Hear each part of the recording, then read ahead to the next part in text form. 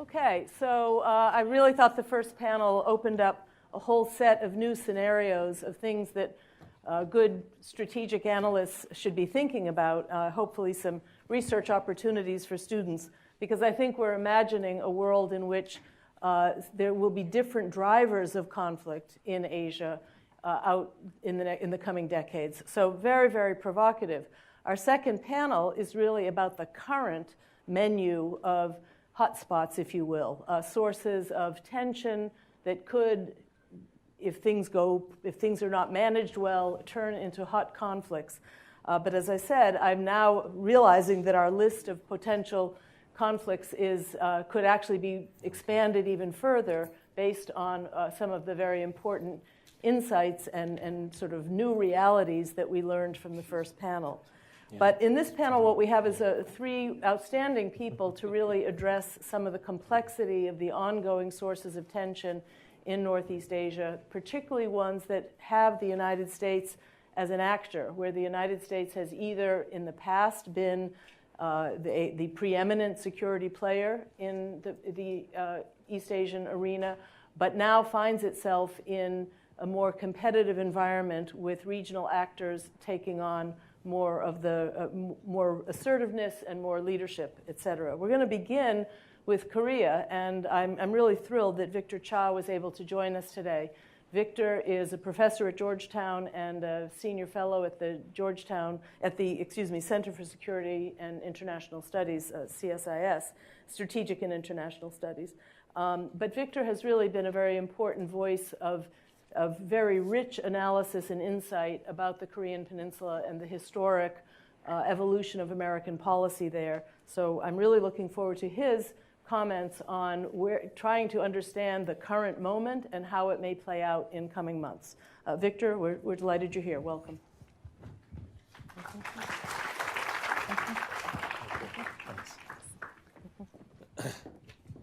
Well, thank you, Ellen. It's a pleasure to be here. It's my first time here at the Schar School and at this lovely campus that you have here in Arlington for George Mason. So it's a pleasure to be here. I'm very glad that Ellen asked me to participate in this. We were on a panel several months ago at the Council on Foreign Relations, and I think it's fair to say the whole Korea situation was in a very different place back then from where it is today.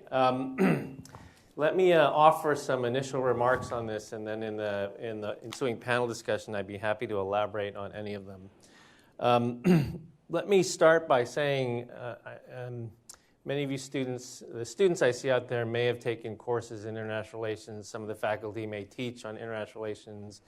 As you know well, there's a school of thought in international relations that says as much as we would all like to believe that international relations and interaction between nation states evolve over time, there is much that remains the same. Right? That leaders would like to believe that they are smarter than their predecessors, that interdependencies create different incentive structures, and that international relations as a whole evolves over time.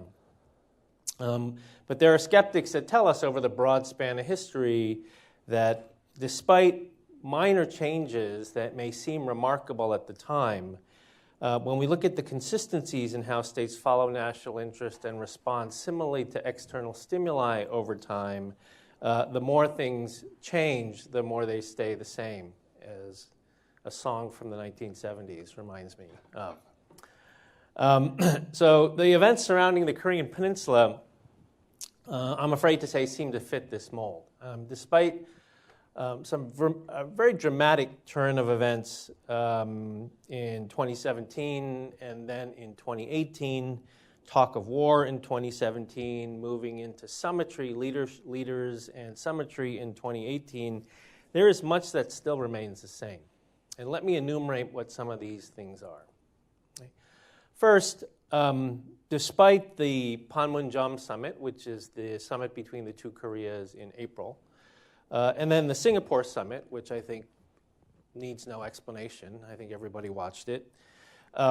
Despite these things and proclamations about a nuclear-free Korean peninsula, North Korea still pursues a strategy known as Byungjin, right, which is to develop nuclear weapons and pursue economic development at the same time. The focus of much of the world and the media since the Singapore summit has been on North Korea's interests in economic development and economic reform. But what that analysis misses is the fact that these aspirations are not in lieu of handing over their nuclear weapons, but in conjunction with maintaining a nuclear capability. It's essentially wanting to have your cake and eat it too, right? Second, the second constant I think we see is that despite Donald Trump's impulsive decision to meet the North Korean leader and to seek reconciliation, the United States still seeks and pursues the complete and irreversible abandonment of all of North Korea's nuclear weapons, ballistic missiles, and WMD programs. In a nod to diplomacy, Secretary Pompeo has not used the term CVID recently, complete, verifiable, and irreversible dismantlement of North Korea's nuclear weapons. He does not use that term anymore, in part because the North Koreans hate that term. It was a term that actually was created by John Bolton when John Bolton was undersecretary during the Bush administration, and has replaced that with a term, I think it's called final and fully verifiable denuclearization, something to that effect. But the point is there has really been no change in U.S. policy. We still see complete, verifiable, and irreversible dismantlement of this threat to homeland security. The third element in the diplomacy that has not changed is the problem of sequencing. The impasse in the negotiations that we are seeing now after the Singapore summit is one that is actually very familiar to me as someone who was worked very closely on the six-party talks, the last set of negotiations we did with North Korea. I was actually the U.S. deputy head of delegation for those talks. This week, we saw a senior South Korean envoy return from North Korea, essentially with the message that North Korea would like to see the United States sign up to a peace agreement, some sort of peace declaration, as the first step and as a prerequisite to moving towards denuclearization. Right, so that's what the North Koreans would like. The United States, on the other hand, is more resistant to that. We would like to see North Korea do three things. We would like to see them commit to a full declaration of their capabilities. We would like to see them commit to outside verification of that declaration. And we would like to see them commit to a timeline for that process before we make steps towards talking about a peace agreement or even a peace treaty. Right? This is the problem of sequencing in the negotiations. And for those of you who are picking up the story from the Singapore summit, it may look new to you, but it is not new to me. Right? We have seen this in past negotiations with North Korea. Again, as much as things change, they stay the same. The fourth constant relates to China. As in the past, Beijing's commerce with North Korea continues to undermine the U.S. ability to put economic pressure on the regime as punishment for its WMD proliferation behavior. Today, North Korea still remains the only country to have withdrawn from the Non-Proliferation Treaty regime and produced nuclear weapons. And the United Nations has levied 10 or 11 UN Security Council resolution and sanctions on North Korea for this activity. But as some of you know, 90% of North Korea's external trade today is with one country, and that is China. And while China was doing quite a bit, I think, in terms of sanctioning North Korea, particularly at the end of 2017 and in the first quarter of 2018, all the Chinese interlocutors that I have spoken with recently have been very open about the fact that China-North Korea relations have normalized, is the term that I have heard, right? And by normalization, that doesn't mean political normalization, because they've been politically normalized for decades. it means a normalization of the trade and the commerce relationship between these two countries. So what we've seen all in the open press is that there have been, according to commercial satellite imagery, as many as 10 coal shipments that have made their way to China from North Korea. Compared with earlier this year when China banned all coal imports from North Korea. There is more construction taking place now in North Korea by Chinese companies and Chinese firms. Tourism is up. Air flights between Beijing and Pyongyang are back on schedule, and according again to press reports that these planes are full of Chinese tourists going into North Korea. Again, commercial satellite imagery has shown that there are now many foreign fishing vessels in North Korean fishing waters. Again, a sign that things are all going back to normal. So this sort of normalization of the relationship is something that has always been difficult for the United States to contend with. The best algorithm, I think, for negotiating with North Korea is when China and South Korea are putting economic pressure on North Korea, and the United States is open to negotiation. That is not where we are today, and it is a problem that we've seen. The problem we see today is replicated from times we've seen it in the past. The fifth constant relates to human rights. As in the past, the summits have privileged the nuclear negotiations above everything else, including human rights abuses inside the country, despite UN resolutions and a UN Commission report condemning the regime for its gulags, its control of information, and other human rights violations. Unfortunately, the United States has been consistently incapable of walking and chewing gum at the same time. And what I mean by that is being able to discuss denuclearization and peace treaty, but also integrating a demand for the respect of human dignity consistent with the UN Charter as a tangible metric of the North Korean government's commitment to reform and to good standing in the community of nations. The sixth and last constant, relates to South Korea's progressive government. Now, when we say progressive government in South Korea, it doesn't mean the same thing it means here. It doesn't mean pro-choice or pro-gay marriage or things like that. When we say progressive government in South Korea, we're talking about pro-engagement with North Korea. This progressive government is the first one that has been elected in over a decade in South Korea. And the President Moon's administration, like past ones, has a very aggressive inter-Korean cooperation agenda. Seoul has already promised to raise the inter-Korean cooperation budget by 15% year on year, 2018 to 2019, which would put the budget at over $900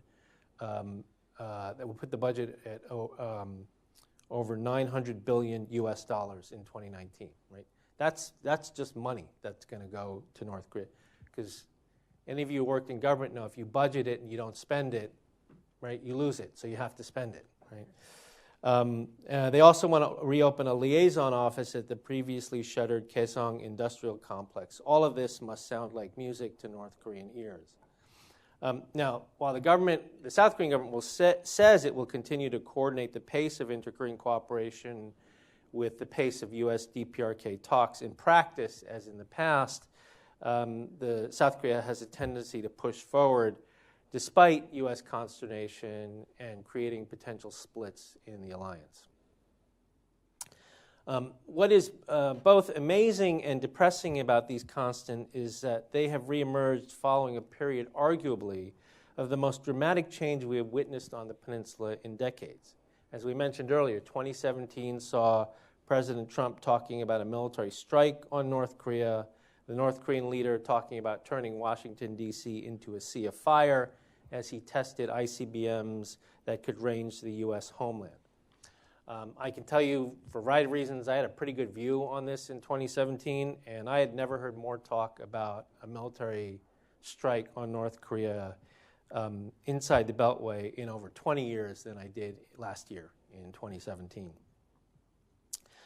This path to war was abruptly altered in early 2018 with the Winter Olympics, which I think many of you probably watched on TV, and deft diplomacy by the South Koreans to facilitate 2 inter-Korean summits and the meeting between Trump and Kim. And yet 3 months after this unprecedented summit, the same dynamics repeat. Right? Again, the more things change, the more they stay the same.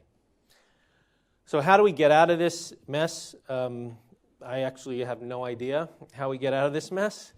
But there are 2 variables that I wanted to note in closing, 2 variables for change that I wanted to note in closing. The first relates to negotiation, and the second relates to North Korean society. The first is that I think we would do well, the United States would do well to unhinge itself from this sequencing problem in the negotiations today. The current algorithm is not beneficial to U.S. interests. The North and the South Koreans are moving forward in the direction of some sort of peace declaration, right? The North Korean and South Korean leaders are going to meet for the 3rd time this month, September 18th to 20th. And they've been very transparent about wanting to declare some sort of peace declaration before the end of this calendar year. Right? And it's highly likely that China would support that. China would support some sort of peace declaration on the peninsula. The United States, because of our position on denuclearization, is not only left isolated, but could be perceived as the only opponent to peaceful reconciliation between the 2 Koreas on the peninsula. I do not believe that the United States is an obstacle to peace on the peninsula, but the current negotiations could lead us in this direction. For this reason, to me, it makes more sense that we break the current impasse by delinking denuclearization demands, those 3 things that I mentioned, declaration, verification, and timeline. We delink that from the peace declaration. Instead, the United States and South Korea should require tangible conventional military tension reduction measures by North Korea in return for a peace declaration. At the top of the list should be the pullback of North Korean artillery from the border that ranges Seoul. If you draw back of that artillery threat to 25 million people, who are all within range of North Korean artillery, would be tangible evidence that peace is afoot. It is reversible for DPRK, but at the same time, such a move would be of strategic value to the United States and the ROK, because we would then have time to react if they ever tried to reposition that artillery. The United States would not be giving up on denuclearization, but would deal with this on a separate track where the quid pro quo for denuclearization steps by North Korea would not be peace treaties or normalization, it would be sanctions lifting. The panoply of sanctions on North Korea today are for proliferation behavior. Those sanctions should not be lifted as a sign of goodwill or as a political favor, but should be pegged directly to denuclearization steps by North Korea. Peace declarations in return for conventional threat reduction and denuclearization in return for sanctions relief is a much cleaner algorithm, in my view, that is consistent with the negotiations' first principles. Finally, the most important variable for change, I think, that is occurring despite all these constants is happening within North Korean society. And I should have put up the image, but I didn't think of it in advance. We just finished a big study at CSIS that reveals that there are 436 official markets in North Korea that are sprouting up all around North Korea, and that 85% of the North Korean population today gets more from the market than they do from the government on a daily basis, right? From the government ration system on a daily basis. According to our geolocating of these markets, the average North Korean has access to more than one market within 1 day's transport from every major city in the country. You all may be familiar with that nighttime satellite imagery map of Northeast Asia, where you see the entire region lit up and then this black hole that is North Korea.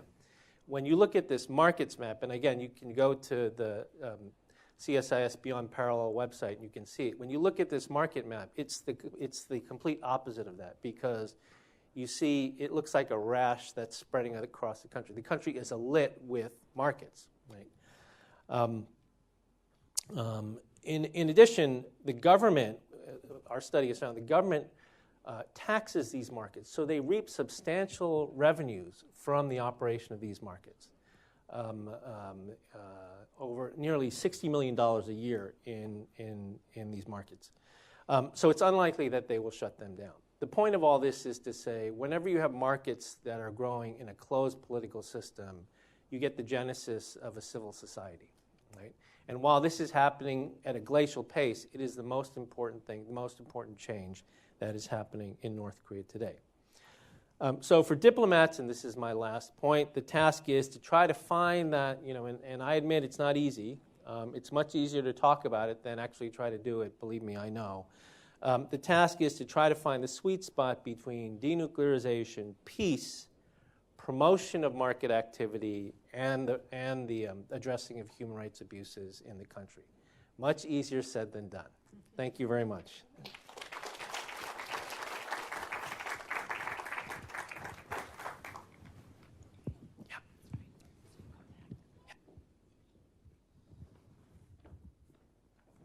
Well, thank you, Victor. That was enormously useful, and I liked the integration of the kind of human story with the strategic Paul Mills story at the end. Very helpful.